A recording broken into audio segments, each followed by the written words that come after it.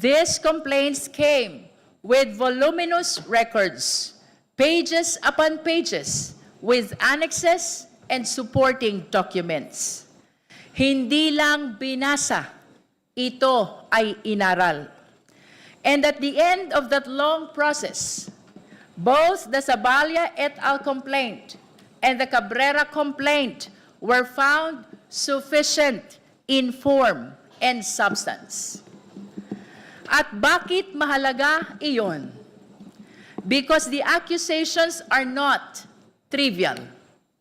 They are serious, they are weighty, they demand answers.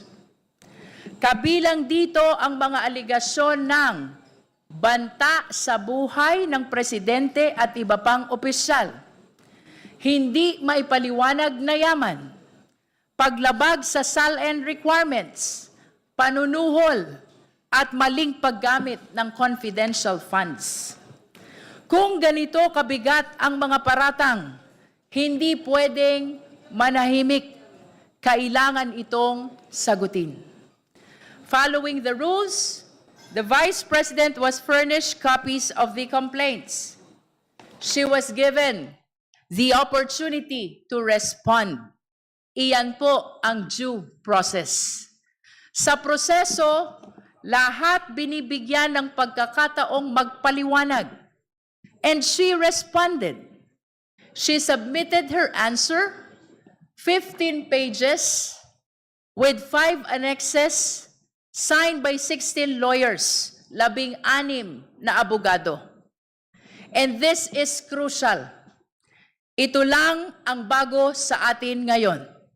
Not the impeachment complaints, because those have already been reviewed, debated, and tested. Not the allegations, because those have already been examined in detail. Ang reklamo laban sa Vice Presidente na pagdaanan na. Ang sagot ng Vice Presidente, iyan ang bago. So today, we do not go back to square one. We do not repeat what has already been done. Ang susuriin natin ngayon ay ang sagot ng Vice Presidente, ang tugon niya sa reklamo. Which brings us to this moment to determine whether there are sufficient grounds to proceed. So we ask, did the answer clear the air? Did it refute the allegations? Did it address the seriousness of the charges? Because remember, when the accusations are heavy, the answer must be heavier. At ito ang sentro ng ating pag-uusapan ngayon. Hindi na ang reklamo, na pag-usapan na natin yan. Ang sentro ngayon ay ang sagot. Kung mabigat ang paratang, dapat matibay ang paliwanag. So we focus, esteemed colleagues, on the answer, on its clarity, on its sufficiency.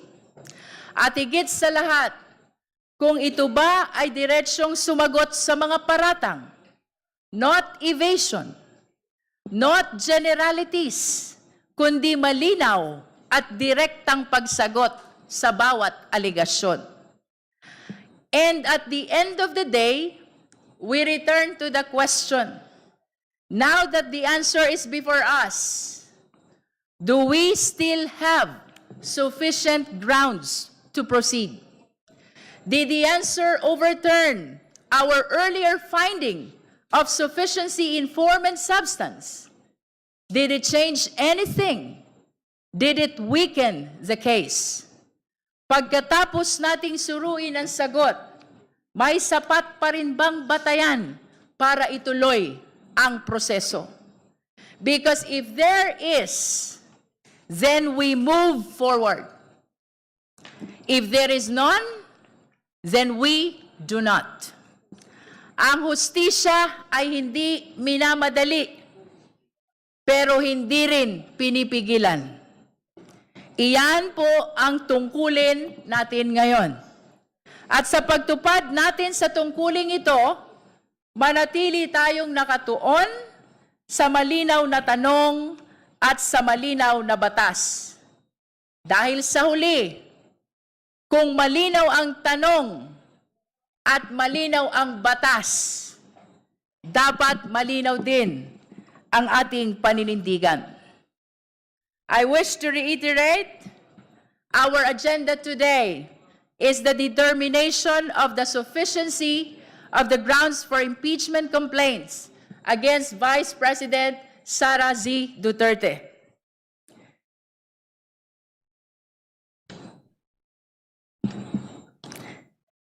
In this regard, the committee notes the appearance ad cautelam and consolidated verified answer ad cautelam filed by the respondent, which was received by the committee on March 9,